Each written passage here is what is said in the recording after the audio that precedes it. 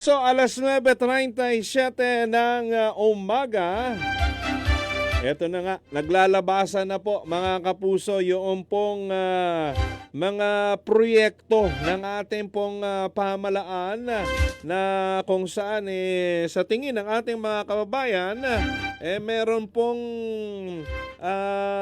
pagkakamali, ano? At sinimulan kasi ng ating Pangulo yung pagsilip doon sa mga flood control projects. No? Mga kapuso. So ito, social media, viral ito. Ngayon, ito pong ipinost ng isa nating kababayan mula po dyan sa, nandito pa man din yung, yung karatula nila, oh.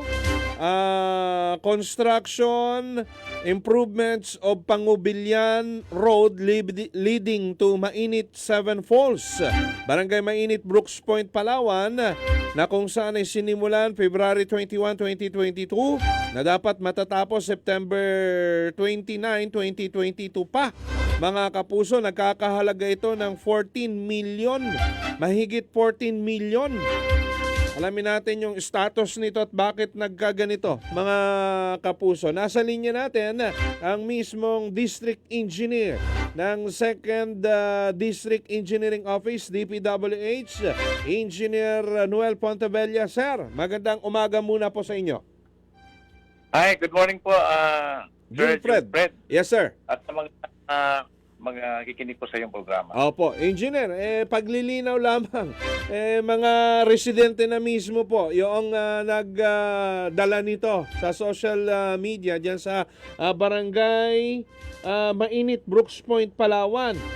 2022 pa pala po ito. Anong nangyari dito sa construction at improvements ng Pangubilyan Road leading to Mainit Seven Falls, Engineer, sir? Yan pong proyektong yan na sinasabing 2022 yan ay yung pong contractor dyan ay nakapaggawa lang ng almost 48.6%. May lang at base po nang matapos po nila yon, wala na kaming communication, so talagang trinay namin na makausap siya. Since wala na po, ang ginawa namin is to terminate the project. Okay. Ngayon po, yung termination yan, may kaakibat na po yan ng blacklisting. Kasi hindi na po siya pwede mangunta sa gobyerno pag ganyan po ang nangyari. Ngayon po, yung action po ginawa namin dyan, kasi nabasa ko sa social media kahapon yan, nag-dispatch na ako kayo ng umaga ng mga equipment doon para matulungan yung lugar na yon. Kasi alam mo po, pag under contract ang isang lugar, ang isang project, hindi na pwede pasukan. Since for termination na po ito, halos na gumugulong na yung termination, and sunod po niya kasama ng mga auditor, i-inventaryo namin po yung nagawa niya doon. Then, diretso na po namin ang final termination, then yung katibat na po ng recommendation for blacklisting ng contractor. Ano po yun, Engineer? Basta-basta na lang iniwanan, walang dahilan, walang pasabi, matapos niyang magawa yung nasa 42% ng proyekto, iniwanan na lang, sir? Parang ganun nga po. Kaya lang nung makausap ko siya lately, wala na talaga siyang pera. Yung po ang totoo. Hindi naman namin mapilit pag wala ng pera. So, immediately, naggawa na ng action po ang opisina na kailangan ma-terminate ito. Oho. Although narito po, sir, pwede ko namang banggitin.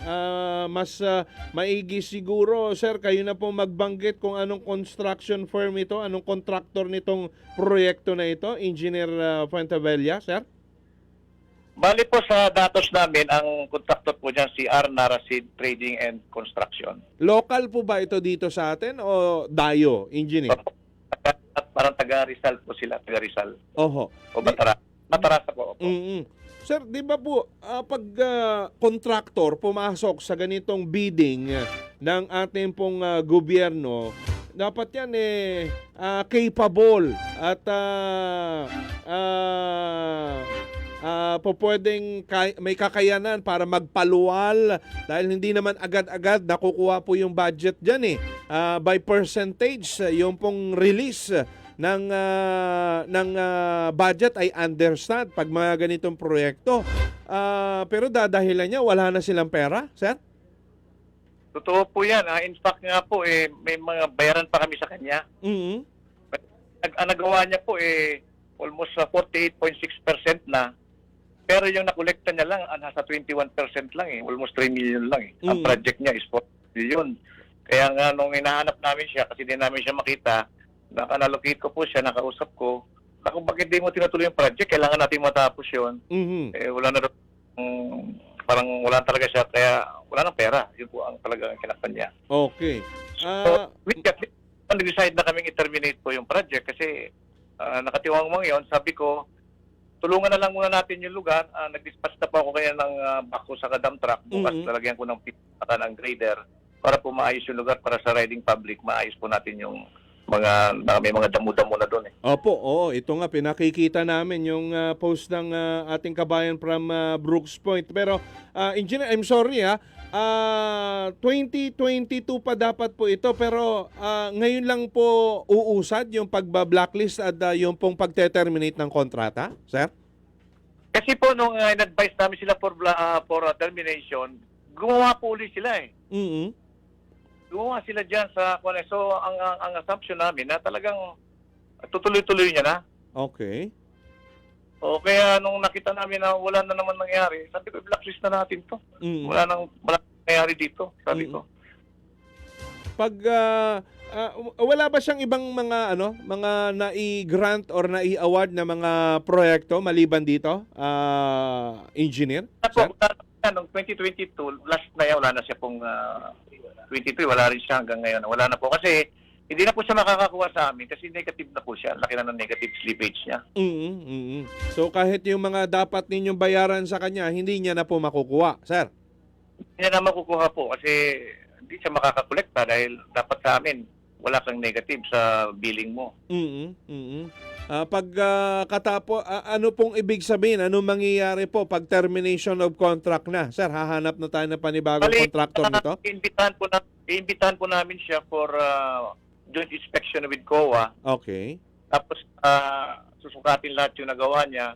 Then, yun, mag-recommend na po. Hindi namin alam yung ibang procedure, pero yung COA na po ang kausap namin doon. Once na ma-finalize yun, ma-terminate yun, i-forward na po namin sa central office for possible blacklisting na po. Oho. Tapos, paano po yung completion ng ganitong klaseng project na nakatiwangwang, engineer, sir? Ang po, siguro, wala tayong, balak naming papunduan yan sa, kasi po yung pera dyan na natira, almost 11 million, ibabalik namin sa treasury na ngayon, kasi matagal na po, expired na to. Ngayon, yung punto para dito, ilisikapin po namin makakuha kami para dyan. Pero sa ngayon po, kasi yung budget natin for 2026, nakasalang na po, minep na, hindi na po makakahabol ngayon. So, by January uli next year, magkasabit kami ng panibagong budget proposal for mga projects ng Palawan Second. Baka isama na namin. Okay. So, kahit na yung binabanggit ninyo kasi may 11 million pa na budget ito, so kahit na nandyan yan, hindi na po magagamit yun, sir, dahil sa naging ganitong sitwasyon, naging takbo ng paggagawa ng project, sir? Hindi na po magagamit yan eh. Oho. Hindi na magagamit. Naku, kasi po ang pondo po ng project 2 years lang. Ang lapse na siya pag nag-expire yung kontrata na hindi natapos ng kontraktor.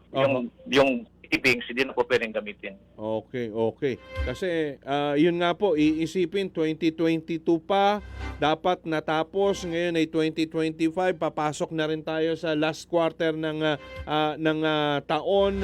Siyempre, iisipin ng mga taong bayan lang, ng mga nandoon malapit sa area, may sabuatan dito yung contractor at yung DPWH engineer. Sir, anong paano ipapaliwanag ninyo yung side naman dito ng DPWH, sir? Mahirap pong magsabuatan kasi nga laki pong pera natira eh. Hindi naman siguro kung ang project binayaran namin na full, walang nagawa, may sabuatan eh. Since po ang project naman nandyan yung pera, iniwanan talaga ng kontraktor kasi wala na siyang panggastos. Sabuatan doon. Okay. Magandang marinig po yung bagay na yun, engineer, na yung 11 million, halos majority pa ng proyektong ito ay hindi po nagagamit. Yun nga lang, hindi na talaga magagamit dahil babalik na natin doon sa pinanggalingan nito at mag-aantay na tayo next budgeting, engineer, sir. Opo. Opo. Totoo po yan. Opo.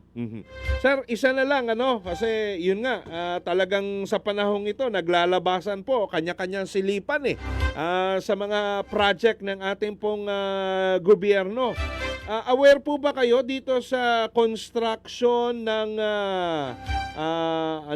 seawall ng Balabac na ginastusan ng 9,328,616.52 natapos noong Disyembre 2022 rin daw po ito. Ngunit ngayon ay halos wala na raw pong silbi. Engineer Puentebella, sir. Aware ako po na meron dyan, pero hindi ko po alam kung walang silbi. Pabalidate ko muna po. Feedback po ako sa inyo kasi wala pa akong report sa amin na ganyan. Sige po, please po, patulong po kung pabalidate yung information na nakarating sa amin. Seawall daw po ito sa Balabac, engineer, na 9 million. Pero ngayon, hindi natin masabi kung paano niya nasabing wala ng silbi. Ito ba'y nawasak na, nawash out na, or kinain na ng tubig tuluyan, Engineer Noel, sir? Sige po, papacheck ko din, Fred, kasi may project din kaming nakalaan dyan ngayong taon na to. Opo. Patitingnan ko kung malapit yan dyan o kung ibang lugar din. Kasi hindi ako meron dyan na hindi na effective na flood control. Patingnan ko muna po. Sige po, engineer. Salamat po ulit sa pagtanggap ng aming tawag na ito at asahan nyo kami tatawag ulit para sa inyo po mga paliwanag, paglilinaw sakaling may mga iba pang mga project na makikita idudulog sa ating sa atin yung ating mga kababayan, lalong-lalo na sako po ng second engineering office natin, Engineer Noel. Sir, salamat po. Sige po. Open naman po kami anytime, basta po public service, open po kami. Ay, ipatatawag daw po pala kayo sa sa Sangguniang Panlalawigan. Open po ba kayo doon para samahan daw sila sa pag-ocular inspection ng mga flood control project? Kayo dyan sa 2nd District, iba din yung sa 1st at dito sa 3rd, Engineer Noel, sir. Mas maganda po siguro yun kasi transparent naman kami. Kung ano man, di ba nag-usap po tayo nung last week, sinasabi ko naman na wala kaming ghost project dito. Opo. Pangalawa po, kung meron man kami ditong mga portion na may nasisirang konti, siyempre hindi tayo maiwasan yan pag may mga bagyo, may mga kagad pinaayos namin yung mga project na kasi under warranty naman yan. Kaya yung saan sa opisina po namin. Sige po. Engineer Noel Puentebella. Sir, maraming salamat po ulit. Magandang umaga sa inyo. Magandang umaga po. Thank you very much. Yung district engineer